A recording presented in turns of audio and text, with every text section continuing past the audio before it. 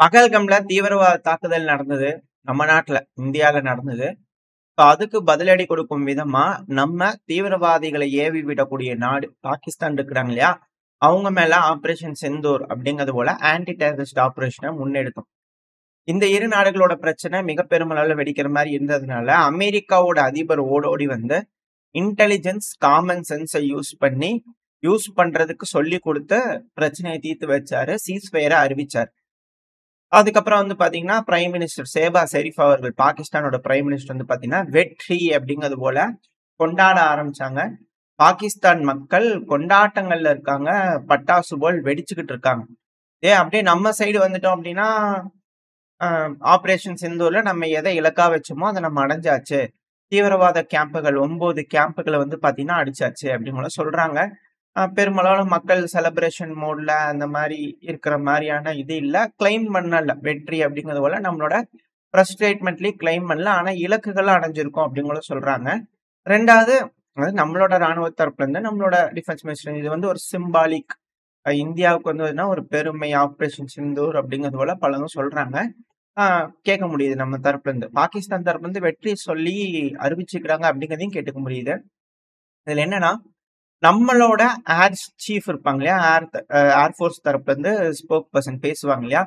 So அப்படி பேசும்போது இந்த பிரஸ் மீட்ல பேசும்போதே கன்ஃபார்ம்டு டவுன் இருக்கு. அதாவது விமானங்களை இழந்திருக்கோம். ஆனா எவ்வளவுன்ற நம்பர் சொல்ல முடியாது. இப்போதைக்கு அது நீட் இல்ல. ஆனா இலக்குகளை அடைஞ்சாச்சு அப்படிங்களும் சொல்லியிருக்காங்க. ஸோ அவங்க கிளைம் பண்றது நம்ம தரப்புல அவங்க சொல்லக்கூடிய விஷயங்கள் நம்ம புரிஞ்சுக்கிறதுக்குன்னா சில விமானங்கள் இழப்புகள் இருக்கு. அது நார்மலா இருக்கக்கூடிய விஷயம் தான். அது ரஃபேலா இருந்தா என்ன, சுக்காய் 30 இருந்தா என்ன, ஏன்னா இப்போ சைட்ல இமேஜஸ் லோடா இருக்கும். இதெல்லாம் பாகிஸ்தான் வந்து பாத்தீங்கன்னா, நம்ம மீடியாக்கள் தரப்பு வந்து ரிலீஸ் பண்ணக்கூடிய சில விஷயங்கள்லாம் இங்க உள்நாட்டுல இருந்து எல்லாத்தையும் படம் முடிச்சு அனுப்பக்கூடிய நபர்கள் இருக்காங்க. அத எல்லாம் சோசியல் மீடியால போட்டு இது வந்து ரஃபேல் விமானம், இது வந்து சுக்காய் விமானம், இது போல ரெக்கவர் பண்ணிட்டு இருக்காங்க இந்திய ராணுவம், இந்தியால விழுந்திருக்கு அப்படிங்கிற போல சிலது வந்து அவங்க ட்ரெண்டிங் பண்ணிட்டு இருக்காங்க. ஃபேக்காவும் இருக்கலாம், பழசாவும் இருக்கலாம், இல்ல புதுசாவும் இருக்கலாம். நம்மளுக்கு தெரியாது. ஆனா இழப்புகள் அப்படிங்கிறது கன்ஃபார்ம் ஆயிருக்கு. நம்ம தரப்புல ஊர்ஜிதப்படுத்தல. எவ்வளவு விமானங்கள், என்ன ஏதுங்கெல்லாம் ஊர்ஜிதப்படுத்தல. நம்மளுக்கு இழப்புகள் இருக்கு. ஆனா நம்ம தரப்புல இந்த சைட்ல ஃபுல்லா இமேஜ் லோட் ஆயிருக்கும். பாகிஸ்தானோட பேஸஸ வந்து பாத்தீங்கன்னா குறி வச்சு அடிச்சிருக்கோம். ரஷ்யா, உக்ரைன் பிரச்சனைய நம்ம ரொம்ப நாளா பாத்துக்கிட்டு இருக்கோம். இது போல விஷயங்கள நம்ம பேசிக்கிட்டு இருக்கிறதுனால, இந்த பேஸ் அடிச்சது பெரிய விஷயமான்னு கேட்டீங்கன்னா, ஆமா. பெரிய விஷயம் தான். ஆனா இதனால பாகிஸ்தானுக்கு இழப்பான்னு கேட்டீங்கன்னா, அது சந்தேகம் தான். ஏன் அப்படின்னா, இந்த ரஷ்யா வந்து பாத்தீங்கன்னா, உக்ரைனோட கேபிட்டலான கியவ்ல இருக்கக்கூடிய ஏர்போர்ட், சிவிலியன் ஏர்போர்ட்டையே விட்டு தரும் அடி அடிப்பாங்க. நம்ம பார்த்திருக்கோம். ஆனா அதே ஏர்போர்ட்ல தான் திரும்ப திரும்ப உக்ரைன் என்ன பண்ணுவாங்கன்னா, அங்கேயே வச்சிருப்பாங்க. அதாவது இப்ப இருக்கக்கூடிய டெக்னாலஜில வந்து பாத்தீங்கன்னா, 25 மினிட்ஸ்ங்கிறதே ஹையஸ்ட் டைம் அப்படிங்கிறத பார்க்க முடியுது. இந்த ரஷ்யா, உக்ரைன் பிரச்சனையில ரஷ்யா மாசான அட்டாக் உக்ரைன்குள்ள அடிக்கிறாங்க. இல்ல உக்ரைன் மாசான அட்டாக் ரஷ்யால அடிக்கிறாங்கன்னா, ஆயில் ரிஃபைனரியா சொல்றோம். இது போல அடிச்சாங்கனாலும், திருப்பி அது இயங்க வைக்கிறதுக்கு வந்து பாத்தீங்கன்னா, சீக்கிரமா பண்ணிடுறாங்க. அது ஒண்ணும் இல்ல. இழப்புகள் தான். அந்த டைம்ல ஒரு 5 நபர்கள் கிட்ட இறந்திருக்கிறாங்க. அதுக்கான இமேஜஸ், வீடியோ பதிவுகளும் வந்துகிட்டு இருக்கு. பாகிஸ்தான் தரப்புல இருந்து வீரர்கள் இறந்திருக்கிறாங்க. ஏர்மேன்லாம் வந்து பண்ணா இழந்திருக்காங்க. அதுக்கான வீடியோ பதிவுகள் வருது. அது இர்ரெக்கவரபிள் லாஸஸ். ஆனா இந்த எல்இடியோட தலைவனோட வீடு வந்து பாத்தீங்கன்னா, இங்கதான் இருக்கு. பாதுகாப்பா இருக்குன்னு நம்ம ஆளுங்கலாம் லொகேஷன் எடுத்து குடுத்து அனுப்பிச்சாங்க. அது மேல இலக்குகள் வச்சாங்களா? அப்படின்னா இல்ல.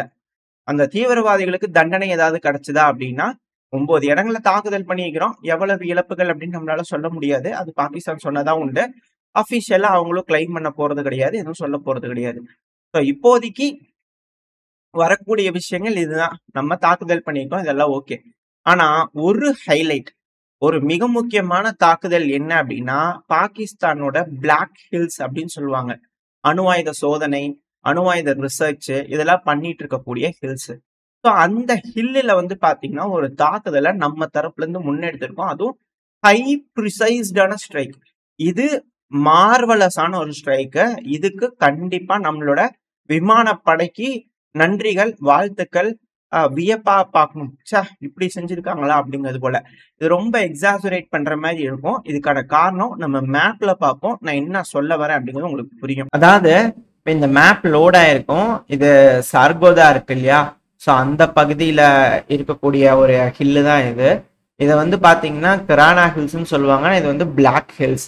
இதுல என்ன ஒரு ஹைலைட்னா, நார்மலா இருக்கிறத விட, அதாவது ஹில்லோட தெற்கு பகுதியில அடிச்சிருந்தா ஓகே.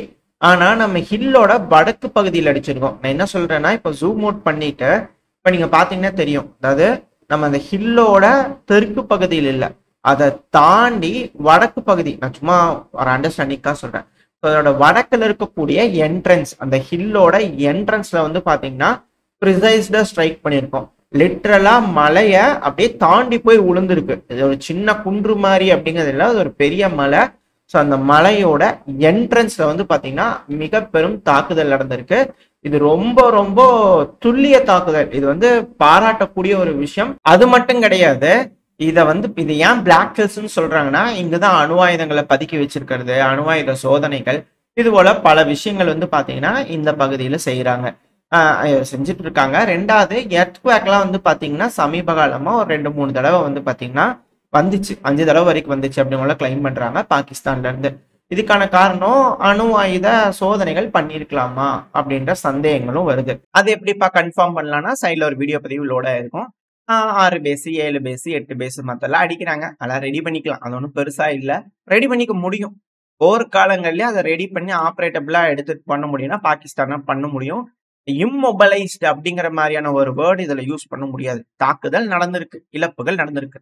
இதே போல பாகிஸ்தான் கிளைம் பண்றது நம்ம ஜம்மு காஷ்மீர் பகுதியிலே இருக்கக்கூடிய உதம்பூர் ஏர்பேஸ்ல வந்து பாத்தீங்கன்னா அடி விழுந்திருக்குன்னு சொல்லியிருக்காங்க. அதுக்கான சேட்டலைட் இமேஜஸ் வந்திருக்கு. அட்டாக் நடந்திருக்கு. ஆனா நம்ம அதை ரெடி பண்ணியாச்சு. மேபி அட்டாக் நடக்காம கூட இருக்கலாம். ஏன்னா இப்போ ஒரு வீடியோ பதிவு லோட் ஆயிருக்கும். அந்த இடத்துல வந்து பண்ணா ஸ்மோக் வருது அப்படிங்கிறதோட சொல்றாங்க. இந்த ஏர்பேஸ் பகுதியில் இருக்கக்கூடிய ஸ்மோக் வருது அப்படிங்கிற சொல்றாங்க. இதுல பார்க்கும்போது ஒயிட் ஸ்மோக் வந்துட்டு இருக்கு. அதாவது சில நேரங்கள்ல ரஷ்யாவும் சரி, உக்ரைனும் சரி, இது போல ஏர்பேஸ் அடிக்கிறாங்க, இது போல மிக முக்கியமான பகுதிகள் அடிக்கிறாங்க அப்படின்னா, ட்ரோன்கள் வருது அப்படின்னா, இல்ல உளவு வேலை பார்க்குறாங்க அப்படின்னா, இல்ல கைடட் மிசைல் வருது அப்படின்னா, அத குழப்பி விடுறதுக்காக அவங்களே ஸ்மோக் போட்டு விடுவாங்க. இது எப்படி கன்ஃபார்ம் பண்ணிக்கலாம்னா, இந்த கர்ச் பிரிட்ஜ் இருக்கு இல்லையா? ரஷ்யா, உக்ரைன் பிரச்சனையில அந்த கிரீமியன் பிரிட்ஜ்ன்னு சொல்லுவாங்க. ஸோ அது எப்பலாம் தாக்கறதுக்கு ட்ரை பண்றாங்களோ, அப்பலாம் குபு குபுன்னு புகைய போட்டு விட்டுருவாங்க. ஸோ மிசைல்கள்னால வந்து துல்லியமா அது மேல தாக்குதல் பண்ண முடியாது. அது மிஸ் ஆயிரும். பிரிட்ஜ் அடிக்கிறது கஷ்டம் அப்படின்னும் சொல்லியிருப்போம். ஸோ இது போல ஏர் அசட்ஸ வந்து பார்த்தீங்கன்னா, மறைக்கிறதுக்காக இது போல புகைய போட்டு விடுவோம். ஸோ ஒருவேளை ட்ரோன்கள் இருந்தாலும் அதுக்கு எங்க விழுகுறதுன்னு தெரியாது. புகை மூட்டமா இருக்கிறதுனால அது எங்கேயாவது போய் விழுந்துரும். ஏன்னா ஆப்பரேட்டர்ஸ்க்கு தெரியாது என்ன பண்றது, எங்க போய் விழுகுறதுன்னு தெரியாது. ஸோ அதுக்காக கூட புகை போட்டிருக்கலாம். இது போல விஷயங்கள் இருக்கு. இதெல்லாம் ஃபேக்ட். மேபி அடியும் விழுந்திருக்கலாம். சேட்டலைட் இமேஜ்ல அடி விழுந்திருக்கிறதா சில இதெல்லாம் ஷேர் பண்றாங்க. வெயிட் பண்ணி பார்ப்போம்.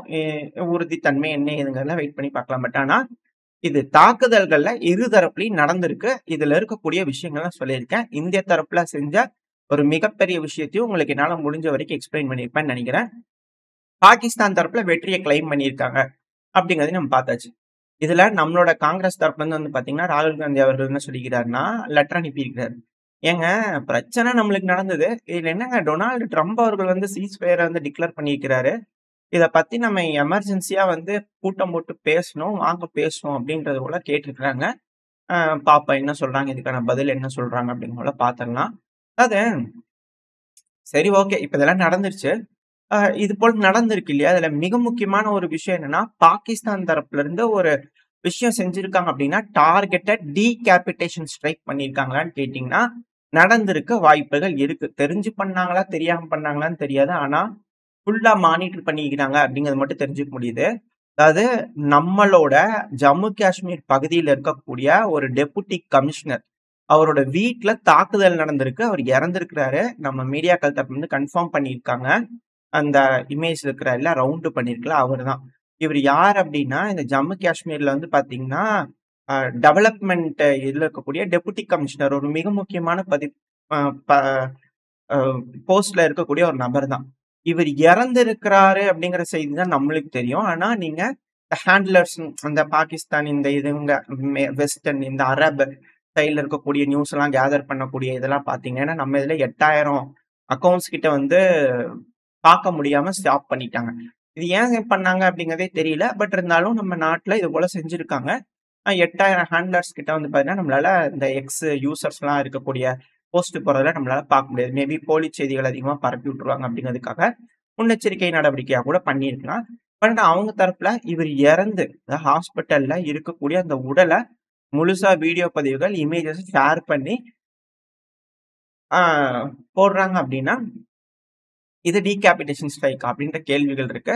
ஆனா மக்கள் வாழும் பகுதி தான். இவரு வீட்ல இருக்கும்போது தாக்குதல் நடந்திருக்கு. இவரு இறந்திருக்காரு அப்படிங்கிற போல செய்திகள் வந்திருக்கு நம்மளோட மீடியாக்கள்ல. ஸோ இதெல்லாம் நம்மளோட இழப்புகள். அ இது என்ன அப்படின்னா, இப்ப வந்து சீஸ்ஃபயர் வந்து அமெரிக்கா போடுறாங்க. இதெல்லாம் ஓகே. அக்செப்ட் பண்ணிக்க முடியுது.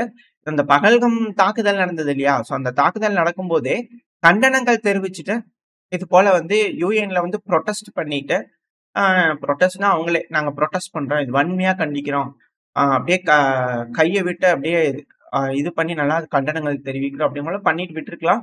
பட் இந்த ஆப்பரேஷன் முன்னெடுத்து ஒரு பெருசா ஏதாவது கிடைச்சிருக்கா அப்படின்னு கேட்டீங்கன்னா, சில பகுதிகள்ல தாக்குதல் நடந்திருக்கு. அத வேணா ஒத்துக்கலாம். இது எப்படி நம்ம இன்னும் மேலும் இத பார்க்கலாம். இந்த தாக்குதல் நடந்துருச்சு. இத நம்ம அசஸ் பண்ணும்போது என்னெல்லாம் நம்மளுக்கு தெரியுது? யாருக்கெல்லாம் இதுல லாபம் கிடைச்சிருக்கு அப்படிங்கிறத நம்ம பார்க்குறோம் அப்படின்னா, சீனாக்கு மிக பெருமளவுல லாபம் கிடைச்சிருக்கு.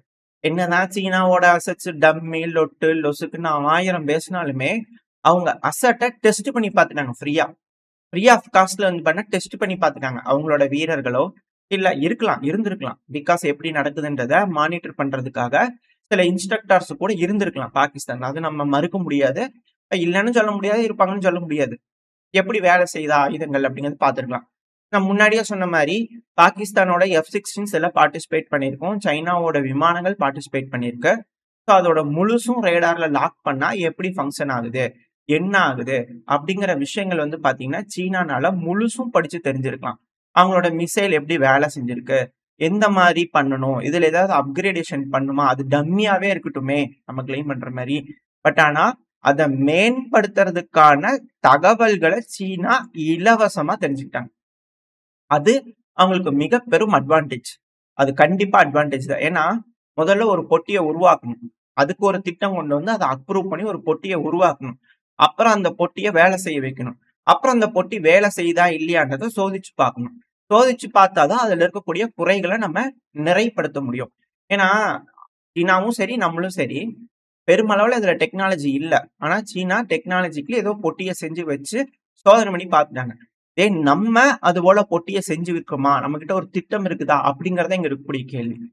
சீனாக்காரன் 1000 குறை சொன்னாலும் அது வேஸ்ட், டம்மி, லொட்டு, லொசுக்குனால ஒரு பொட்டிய வச்சிருக்கிறான். அது வேலை செய்யுதோ, செய்யலையோ, அவங்க அரசாங்கம் ஒரு பொட்டிய செஞ்சிருக்கு. அதுதான் இங்க இருக்கக்கூடிய ஒரு மிக முக்கியமான விஷயம். நம்ம கிட்ட அது போல பொட்டி இருக்கான்னு கேட்டீங்கன்னா, இல்ல. காசு குடுத்து வாங்கி வச்சிருக்கோம். அவ்வளவுதான். இதுதான் இதுல இருக்கக்கூடிய ஒரு பார்க்க வேண்டிய மிக முக்கியமான ஒரு விஷயம். அடுத்தது அமெரிக்கா. ஏன் இவங்களுக்கு ஒரு நல்ல பெனிஃபிட் அப்படின்னா, longest and largest air battle வந்து பார்த்தீங்கன்னா நடந்திருக்கு. ஒருவேளை F-16 நம்ம களமிறங்குறோம். இந்தியா கிட்ட சுகாய் 30 இருக்கு. ரஷ்யா கிட்ட சுகாய் 30 இருக்கு. லார்ஜஸ்ட் ஏர் பேட்டில் அப்படின்னு சொன்னோம். ஸோ அமெரிக்காவோட அமெரிக்காவோட F-16 ரக விமானங்கள உக்ரைனுக்கு அதிக அளவுல குடுக்குறாங்க அப்படின்னா, பார்டர் பகுதிகளில் இருந்துகிட்டே நம்மளால ஏர் பேட்டில்ல என்கேஜ் பண்ண முடியுமா? அப்படிங்கிறத இங்க கேமா விளையாடி பார்த்திருக்காங்க. எந்த லாஸுமே இல்லாம வெல் ட்ரெயின்டு. நம்ம வந்து சும்மா லேஸ்ல சொல்லிட முடியாது. ஒன் ஆஃப் த வேர்ல்டுலயே வெல் ட்ரெயின்ட் அப்படின்னா இந்தியா, பாகிஸ்தான் விமானிகளுக்குன்னு ஒரு தனி ஒரு ஸ்டேட்டஸ் இருக்கு. அதுல இரு நாடுகளுக்குமே தனி ஒரு ஸ்டேட்டஸ் இருக்கு. 2 பேரும் ஒருத்தங்களுக்கு ஒருத்தங்க சளைச்சவங்க கிடையாது. அந்த அளவுக்கு பெஸ்ட் பைலட்ஸ் அப்படின்னா இந்த இரு நாடுகளோட பைலட் சொல்லலாம். 2 பேரும் லார்ஜஸ்ட் ஏர் பேட்டில் என்கேஜ் ஆயிருக்காங்க. டீடைல்ஸ். ஸோ என்ன நடக்கும்? இலக்குகளை எப்படி டார்கெட் பண்ணலாம்? என்ன மாரி பண்ணலாம்? எப்படி அப்படிங்கிற எல்லா டீடைல்ஸையும் சும்மா ஒரு ட்ரையலா அமெரிக்கா கத்துக்கிட்டாங்க. எப்படி சீனா அவங்களோட பொட்டிகள அட்வான்ஸ் பண்ணிக்கிறதுக்காக டேட்டாஸ் எடுத்தாங்களோ, டேட்டாஸ் அமெரிக்காவுக்கும் கிடைச்சிருக்கலாம். இது அவங்களுக்கான ஒரு லாபம். அது பல நாடுகள் லாபம் அடைஞ்சிருக்காங்க. அதுதான் நான் சொல்ல வர ஒரு தனிப்பட்ட கருத்து. இருக்கலாம், இல்லாமயே இருக்கலாம். நான் அதிக அளவுல கனாகாணுவேன்.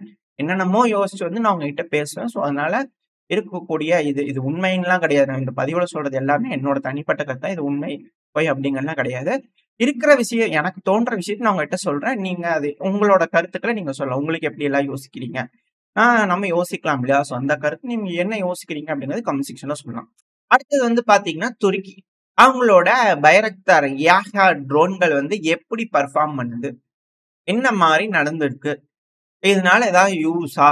இல்ல வேஸ்ட்டா அப்படிங்கிறத இனாமா ஃப்ரீயா வந்து பாத்தீங்கன்னா நம்ம ஊர்லலாம் சொல்லுவாங்க ஓஷி அதுல வந்து பாத்தீங்கன்னா கத்துக்கிட்டு இருந்திருக்காங்க. சும்மா 4 பொருள குடுத்துருக்காங்க. அவங்க எடுத்து யூஸ் பண்ணி பார்த்து கத்துக்கிட்டு பண்ணிக்கிறாங்க அப்படிங்கிறதுல இந்த துருக்கி தரப்புல கத்துக்கிறாங்க அப்படிங்கிறதுல மாற்று கருத்து இல்ல. அது வேஸ்ட்ங்கிறது 2வது. தெரிஞ்சுக்கிட்டாங்க. டீட்டெயில்ஸ எடுத்துக்கிட்டாச்சு. ஸோ அந்த டீட்டெயில வச்சு அவங்க மேம்படுத்திக்குவாங்க. அடுத்த கட்ட வளர்ச்சி நோக்கி அவங்க போயிருவாங்க. நம்ம கிட்ட இருக்கா அப்படிங்கிறது கேள்வி. அடுத்தது இஸ்ரேல். இஸ்ரேலோட ஹார்பூன் ரக ட்ரோன்கள் வந்து நம்ம பயன்படுத்தினோம். அது எப்படி வேலை செஞ்சிருக்கு? இக்கட்டான சூழ்நிலைகள்ல இந்த மாதிரியான அதிநவீனமயமான F-16 வச்சிருக்கக்கூடிய ஒரு நாட்டுக்குள்ள நம்ம ட்ரோன் உள்ள ஊடுருவிச்சுன்னா வேலை செய்யுமா? செய்யாதா? அப்படிங்கிற டீட்டெயில்ஸ் இது சக்சஸ், சூப்பர், தாக்கியிருக்கு அப்படிங்கிறத எல்லாத்தையும் விட்டுறலாம். வேலை செஞ்சிருக்கா? இல்லையா? இதை எப்படி நம்ம அதிநவீனமயம் ஆகப்படுத்தலாம்? இதுல என்ன இருக்கு? ஃப்ளாஸ் இருக்கு அப்படிங்கிற டேட்டாஸ ஃப்ரீயா வந்து பண்ண இஸ்ரேல் கத்துக்கிட்டு இருக்காங்க அப்படிங்கிறத நம்ம பார்த்துக்கலாம். ஸோ இதெல்லாம் வந்து பார்த்தீங்கன்னா, என்னென்ன பிளேயர்ஸ் இதுல பார்ட்டிசிபேட் பண்ணாங்க, அவங்களுக்கு கிடைக்கக்கூடிய விஷயங்கள் இது எல்லாத்தையும் நம்ம இங்க பார்த்தாச்சு. இப்போ இதுக்கு அடுத்த ஒரு பெனிஃபிட் நம்ம முன்னாடியே சொன்னதுதான் இந்த ட்ரம்ப் அவர்கள் டீம்ல இந்தியன் ஆர்ஜின் வைக்கும் போதே எனக்கு சந்தேகமா இருக்குது. ஏதோ பண்றதுக்கு திட்டம் போட்டுக்கிறாங்க அப்படிங்கிறது போல. சரி ஓகே. இப்ப அதுல வந்து பாத்தீங்க இதுவும் என் தனிப்பட்ட கருத்து தாங்க. இதுவும் இப்ப நான் சொல்றது என் தனிப்பட்ட கருத்து தான். இப்போ அமெரிக்காவுக்கு வந்து பாத்தீங்கன்னா ஒரு சூப்பரான பீஸ் சிக்கிச்சு. பாகிஸ்தானுக்கு ஆயுதங்கள் கொடுத்து உதவுனது சீனா தான் அப்படிங்கறத வந்து பாத்தீங்கன்னா கொஞ்சம் பேசியிருக்காங்க. இதுல F-16 யூஸ் பண்ணிக்கிறாங்க அப்படிங்கிறதுலாம் அது அடுத்த கட்ட விஷயம். பேச்செல்லாம் அதுல எதுவும் பெருசா இல்ல. ஆனா சீனாவோட ஆயுதங்கள் பிரதானமா பாகிஸ்தான் பயன்படுத்திக்கிறாங்க. துருக்கியோட ஆயுதங்கள் பயன்படுத்திக்கிறாங்க தான் பேச்சு அதிக அளவுல ஹைலைட் ஆயிருக்கு. மக்கள் சாமானியனுக்கு புரியறது இதுதான் புரியும். ஓ சீனாக்காரன் வந்து குடுத்துக்கிறானா அப்படிங்கிறது போல. ஸோ அதிருப்திகள் வந்து பாத்தீங்கன்னா சீனா மேல இருக்கிறதுக்கு வாய்ப்பு இருக்கு. ஒருவேளை சீனாக்கு எதிராக நம்மள திருப்பணும்னு நினைக்கிறாங்க அப்படின்னா, அந்த டைம்ல நம்மளுக்கு மக்கள் மனசுல இருக்கணும்னா, இத கொஞ்சம் ஃபியூயலா யூஸ் பண்ணிக்கிறதுக்கு வாய்ப்புகள் இருக்கலாம். அந்த டைம்ல எப்படி மீடியாக்கள் வேலை செய்யுது, ரிஃப்ளெக்ட் பண்ணுது, என்ன மாதிரியான செய்திகள் போடுறாங்க அப்படிங்கலாம் அது அந்த டைம்ல நம்ம பார்த்து புரிஞ்சுக்கலாம். இத வியூஸா இல்லையா அப்படின்லாம் அந்த டைம்ல நமக்கு தெரிய வரும். அ இதெல்லாம் இருக்கக்கூடிய சில பாலிடிக்ஸ் கேம் மாரின்னு வச்சுக்கோங்களேன். ஸோ அமெரிக்கா நான் முன்னாடியே சொன்ன மாரி இந்த மே 9 பரேடுக்கு நம்மள போகவில்ல. ஸோ அடுத்த நாளே பேசி தீர்த்து வச்சிருக்காங்க. ஸோ பல விஷயங்கள் ஒப்பந்தங்கள் ஃப்ரீ ட்ரேட் அக்ரீமெண்ட்லாம் வந்து பார்த்தீங்கன்னா, அமெரிக்கா கூட, யுகே கூட எல்லாம் பண்ணியிருக்கிறோம். அடுத்தது வந்து பார்த்தீங்கன்னா, இப்போ சீஸ்ஃபயர போட வச்சுக்கிறாங்க. ஜம்மு காஷ்மீர் பிரச்சனைக்கு ஒரு முடிவு கொண்டு வரணும்னு அதிபரான டொனால்டு ட்ரம்ப் அவர்கள் யார் எந்த நாட்டுக்கு அதிபர்ன்னு தெரியல இவரு. பட் ஆனா இவரு முடிவு கொண்டு வரணும் அப்படிங்கிறாரு. மேபி கேட்டுக்கிட்டு சொல்றபடி கேட்டுக்கிட்டு கையெழுத்து போட்டால் ஆச்சரியப்படுறதுக்கு இல்ல அப்படிங்கிறத இதுல இருக்கக்கூடிய ஒரு விஷயம். சரி ஓகே. இன்னொன்னு நம்மளுக்கு என்ன ஒரு லாபம் வரும்னா, இது நம்மளோட பவர் என்ன அப்படிங்கிறத ப்ரொஜெக்ட் பண்ணியிருக்கோம் உலகத்துக்கு. அவ்வளவுதான். இது நம்ம தெளிவா தெரிஞ்சுக்கலாம். இந்த விஷயத்த பொறுத்தவரைக்கும். இப்ப மெயினான மேட்டர் இதுல என்ன நடந்திருக்கலாம்? இதுக்கு பின்னணியில என்னெல்லாம் இருக்கலாம்? அப்படிங்கிற என்னோட தனிப்பட்ட கருத்து என்னன்னா, இது சிலருக்கும் இது போல மைண்ட்ல ஓடி இருக்கலாம். பட் நான் சொல்ல வரேன். இது எந்த அளவுக்கு நம்மளுக்கு அ வேவ் லென்த் மேட்ச் ஆயிருக்கு அப்படிங்கிறது பார்க்கலாம். அதாவது பாகிஸ்தான் கிட்ட இழக்கிறதுக்கு ஒண்ணுமே இல்ல. அந்த நாடு வந்து பாத்தீங்கன்னா, எனக்கு தெரிஞ்சு 5 தடவ அணு ஆயுத சோதனை பண்ணி பார்த்தாங்கன்னு நினைக்கிறேன். ஏன்னா நிலநடுக்கம் அந்த அளவுக்கு வந்துட்டு இருந்தது பாகிஸ்தான் தரப்புல இருந்து. அந்த பிளாக் ஹில்ஸ் தான். ஸோ அதனால தான் என்ட்ரன்ஸ் அடிச்சு விட்டுருந்தோம். இந்த இடத்துல வந்து பாத்தீங்கன்னா, அணு ஆயுதம் நான் பயன்படுத்தியே தீருவேன் அப்படிங்கிறதோட மிரட்டல். அதாவது கழுத்துல கத்திய வச்சுட்டு, இங்க பாரு எல்லாத்தையும் அழிச்சு போடுவேன். எனக்கு காசு வேணும் அப்படிங்கிறத மிரட்டல். ஸோ அதனால தான் IMF ஓடோடி வந்து 1 பில்லியன் தான் எனக்கு கடன் வேணும்னு கேட்கிற நபர்களுக்கு 2 பில்லியனுக்கு மேல கடனை தூக்கி குடுத்துக்கிறாங்களா அப்படின்ற கேள்விகள் வருது. எது எப்படியோ அவங்க கிட்ட இழக்கிறதுக்கு ஒண்ணுமே இல்ல. ரொம்ப கஷ்டப்பட்டுட்டு இருக்கிற நாடு. ஸோ அதனால எனக்கு காசு வேணும்ன்றதுக்காக இது போல கத்தி வச்சு மிரட்டிக்கிறாங்களா எல்லாத்தையும் அப்படிங்கிற கேள்விகள் இருக்கு. அடுத்தது வந்து பாத்தீங்கன்னா, ஆ நம்ம நாட்டுல இருந்து நம்ம யோசிக்கும்போது, அவன் சூசைட் பண்ணுன்றதுக்காக இது போல செய்யறான்.